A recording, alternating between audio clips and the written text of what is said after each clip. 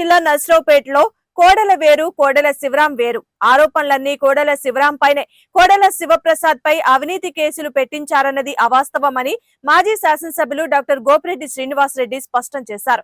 శాసనసభ్యులు అరవింద్ బాబు అధికార పక్షంలో ఉన్నాడా ప్రతిపక్షంలో ఉన్నాడా అన్నది నర్సరావుపేట ప్రజలకు అంతుపట్టడం లేదన్నారు. 2 రోజుల క్రితం నర్సరావుపేట ఎమ్మెల్యే అరవింద్ బాబు 2 రోజుల క్రితం ఎక్సైజ్ కమిషనరేట్ కార్యాలయంలో హల్చల్ చేయడం చూస్తుంటే ఎమ్మెల్యే అరవింద్ బాబు అధికార పక్షంలో ఉన్నారా ప్రతిపక్షంలో ఉన్నారా అన్నది నర్సరావుపేట ప్రజలకు అర్థం కావడం లేదని, అధికార పార్టీలో ఉండి కూడా ప్రభుత్వ కార్యాలయంలో ధర్నా చేయడం మరియు ఆ పార్టీ రాష్ట్ర అధ్యక్షులు పల్లా శ్రీనివాసరావు, జిల్లా అధ్యక్షులు జీవి ఆంజనేయులు సర్ది చెప్పినప్పటికీ వారిని లెక్క చేయకపోవడం, 3 గంటలు ఎక్సైజ్ కార్యాలయంలో హల్చల్ చేసి అధికారులను ఇబ్బంది పెట్టడం అనుచితమైన విషయమని తెలిపారు.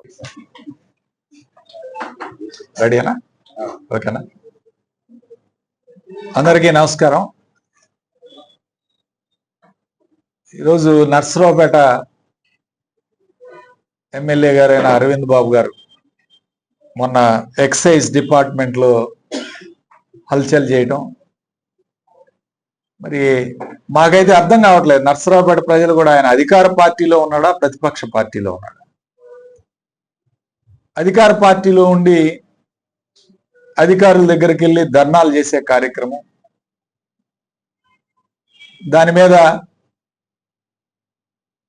తెలుగుదేశం పార్టీ అధ్యక్షుడు పల్లా శ్రీనివాసరావు గారు మాట్లాడటం, అట్లానే జీవి ఆంజనేయులు గారు మాట్లాడడం, అయినా సరే విరమించుకోకుండా 3 గంటల పాటు హల్చల్ చేయడం.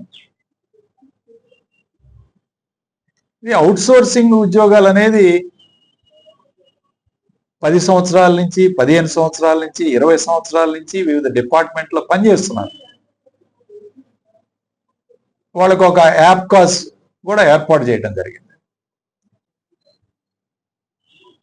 అధికారులు వినటం లేదు, లెక్క చేయటం లేదు.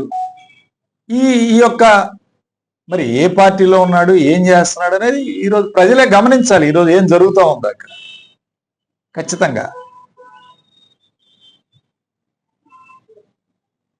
ఆ బీసీ వెల్ఫేర్ స్కూల్లో పనిచేస్తుంటే వాళ్ళందరికి వెళ్ళి అధికార ప్రతినిధి వెళ్ళి గొడవ చేసి వాళ్ళందరికీ లెటర్లు ఇప్పించారు మానేయమని చెప్పి, అవుట్ సోర్సింగ్ లో పనిచేసేవాళ్ళు. ఏం లెటర్లు ఇచ్చారో తెలుసా? ఎమ్మెల్యే గారు మీకు ఇష్టం లేదు మిమ్మల్ని తొలగించమని ఒక వైట్ పేపర్ మీద ఎమ్మెల్యే గారు రాసిన లెటర్ ఇచ్చి పంపించారు వాళ్ళకి. ఒక ఇన్స్టిట్యూషన్ లో పనిచేసేటప్పుడు ఆ ఇన్స్టిట్యూషన్ హెడ్ ఇవ్వాలి. మీరు ఏదైనా తప్పు చేస్తే ఆ ఇన్స్టిట్యూషన్ హెడ్ మీరు వద్దమ్మా మానేయండి అని. ఎమ్మెల్యే గారు వద్దన్నారు మిమ్మల్ని వాళ్ళకి లెటర్లు ఇచ్చారు. ఎంత దారుణంగా ఈరోజు ఈ వ్యవస్థ నడిపిస్తున్నారో ఒకసారి మీరు అర్థం చేసుకోవాలి.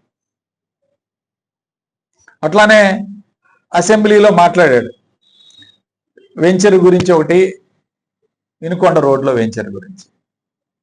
నేను పత్రికా ముఖంగా మీ ద్వారా దాదాపు 6 నెలల క్రితమే చెప్పాను, ఏదైనా ప్రభుత్వ భూమి ఉంటే మీరు తీసుకోండి, ఎంక్వైరీ వేసుకోండి, తీసుకోండి అని చెప్పి నేను ఓపెన్ గా మీ ద్వారా మీడియాలో కూడా